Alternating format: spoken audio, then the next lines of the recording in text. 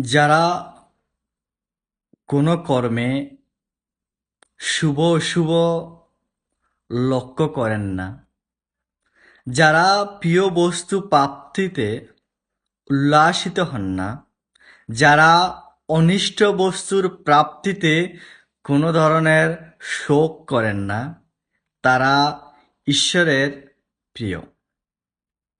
নমস্কার, আমি তাপস, আপনাদের মাঝে জ্ঞানের কথা নিয়ে। ভগবান গীতায় বলেছেন, ইয়ো নরিষ্য তিনো দেবষ্টি ন শোষতি ন কাঙ্ক্ষতি শুভ অশুভ পরিত্যাগী ভক্তিমান্যঃ সমে প্রিয়।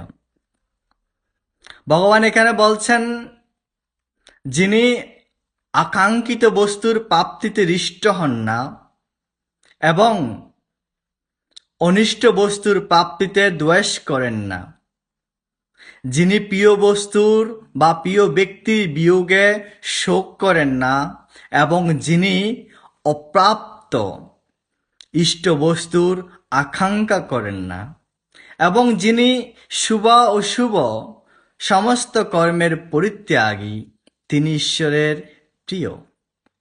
হ্যাঁ সনাতনী সন্তান, আমার যে কথাগুলো যদি আপনাদের কাছে অস্পষ্ট মনে হয়, বুঝতে না পারেন কোনো কারণে, অবশ্যই আমাকে কমেন্ট করে জানাবেন।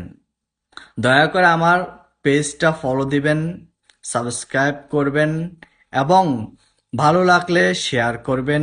নমস্কার।